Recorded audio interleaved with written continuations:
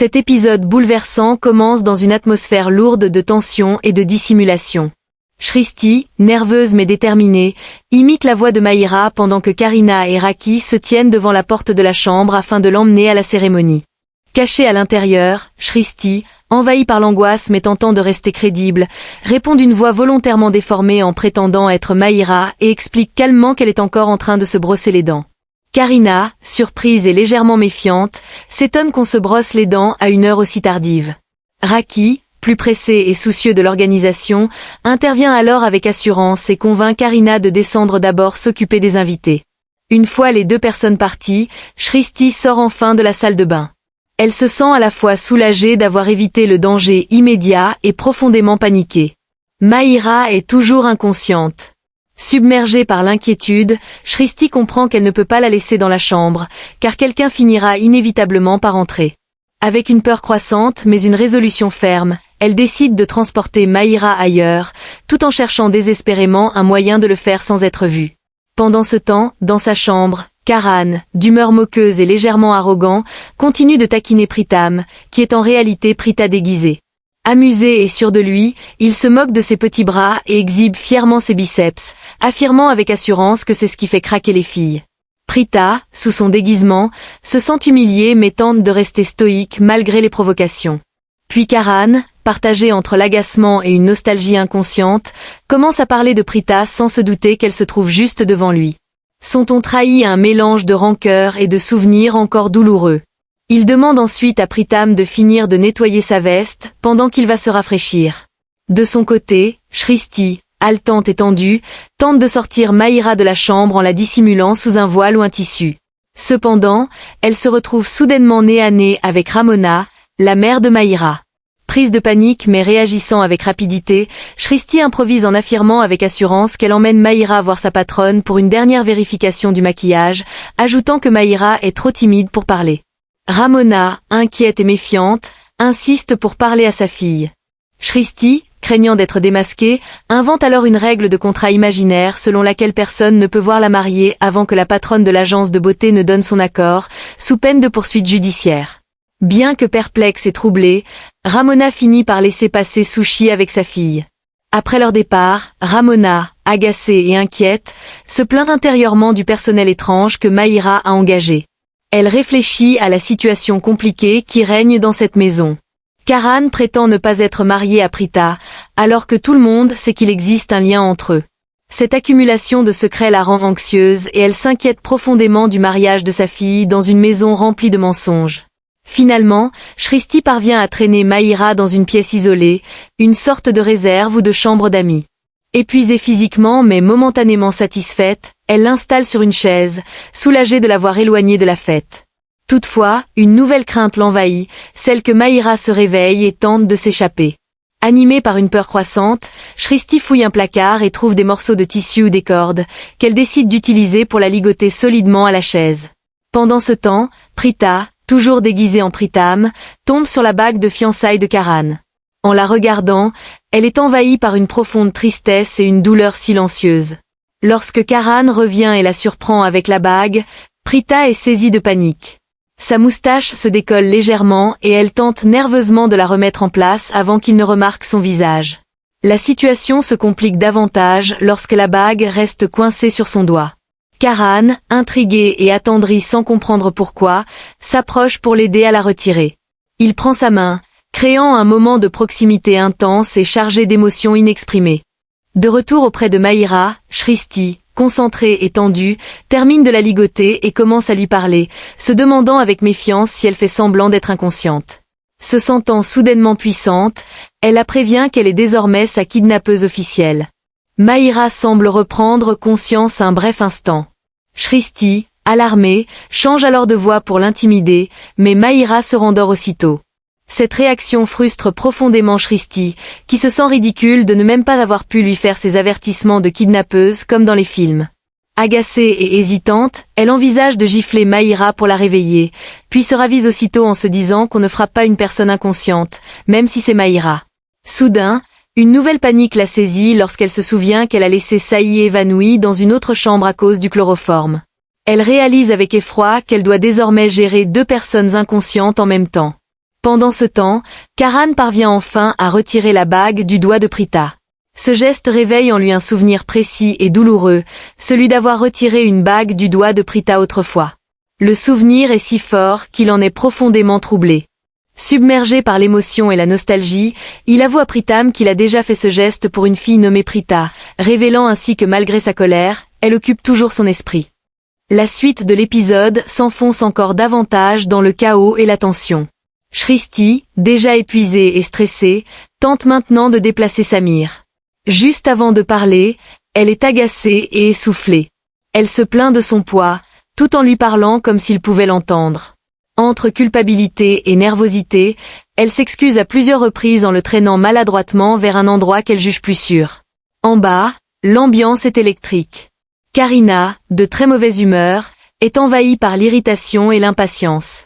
Elle gronde Girik à cause de la lenteur du service des boissons. Girish, déjà lassé et sur la défensive, lui répond qu'avec Prita chargée de l'organisation des fêtes, tout est devenu chaotique. Cette remarque ne fait qu'attiser la colère de Karina, qui se sent confortée dans son ressentiment. Sur la nostalgie profonde de Karan.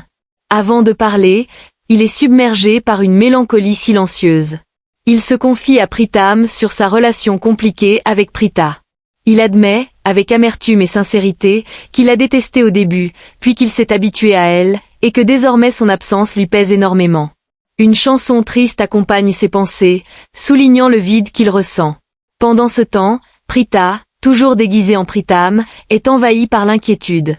Elle cherche désespérément Shristi, craignant qu'elle ne se trouve dans la chambre de Mahira. De son côté, Shristi, concentrée et fébrile, termine d'écrire une fausse lettre au nom de Mahira, annonçant l'annulation des fiançailles. Elle espère, avec une détermination mêlée d'angoisse, que la famille Lutra croira à ce message et mettra fin à la cérémonie. Lorsque Prita retrouve enfin Shristi, elle est furieuse et paniquée à la fois. Sans hésiter, elle déchire la lettre et réprimande sévèrement sa sœur pour ses idées absurdes.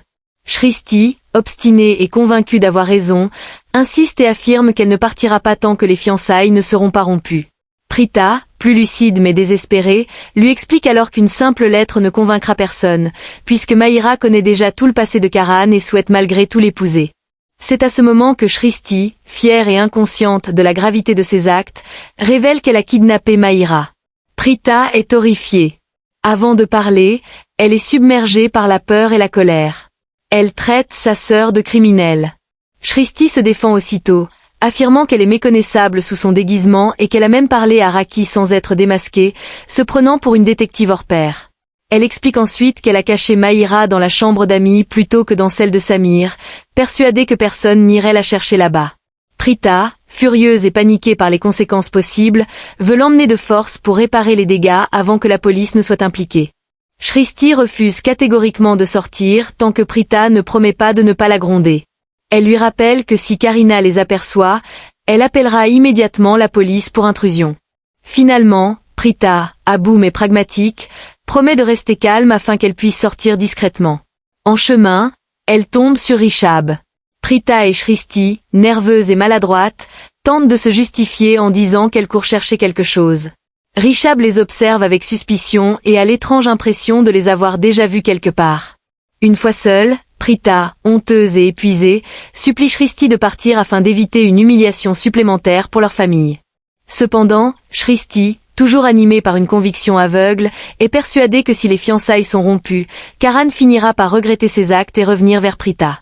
Prita, résignée et amère, affirme que rien ne changera et que Karan ne s'excusera jamais. Malgré tout, Shristi refuse d'abandonner. Elle veut donner une dernière chance à leur relation en empêchant Mahira d'épouser Karan. Prita tente alors d'imposer son autorité de sœur aînée, mais Shristi reste obstinée. Finalement, Shristi accepte de partir, mais seulement après avoir libéré Mahira. En se dirigeant vers la chambre d'amis, elle avoue, avec une nervosité mal dissimulée, qu'elle ne sait pas si Mahira fait semblant d'être inconsciente ou non. Pendant ce temps, Rishab discute avec Karan. Il a compris que Karina soupçonne quelqu'un d'être venu pour saboter les fiançailles. Avant de parler, il est sérieux et analytique.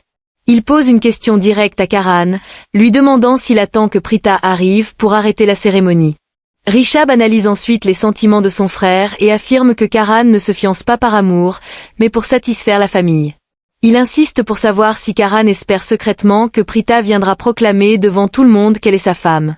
Karan refuse, cependant, de répondre clairement. Il reste évasif, dissimulant ses émotions même à son propre frère, ce qui frustre profondément Rishab. De son côté, Raki, envahi par le doute et la culpabilité, confie ses inquiétudes à sa belle-mère.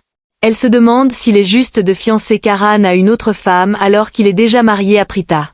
La grand-mère, agacée et inflexible, reproche alors à Raki de toujours défendre Prita. Elle rappelle les prétendues mauvaises actions de Prita et soutient Karina, affirmant que Raki est trop naïve.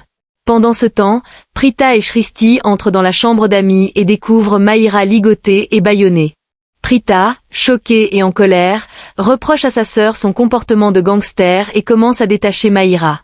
Dès qu'elle est libérée, Mahira, envahie par la rage, explose. Elle insulte Prita et Shristi, les accusant d'être des criminels et affirmant que tout cela faisait partie d'un plan des sœurs Arora pour gâcher sa journée. Par ailleurs, Ramona et Karina discutent et sont désormais convaincus que la fille japonaise n'est autre que Shristi déguisée. Karina jure de démasquer les sœurs Arora devant tout le monde. Mahira continue alors d'insulter Charla, la mère de Prita. Prita, blessée mais tentant de rester calme, essaie d'excuser le comportement de sa sœur. Cependant, elle finit par perdre patience. Avant de parler, elle est profondément atteinte et en colère. Elle avertit Mahira de ne plus jamais parler ainsi de sa mère sous peine de représailles. Enfin, Karina s'en prend violemment à Raki, l'accusant d'être responsable de tout ce chaos pour avoir trop soutenu les sœurs Arora par le passé. Pour finir, Prita déclare à Mahira qu'elle était venue pour l'aider, pensant que Shristi était allée trop loin.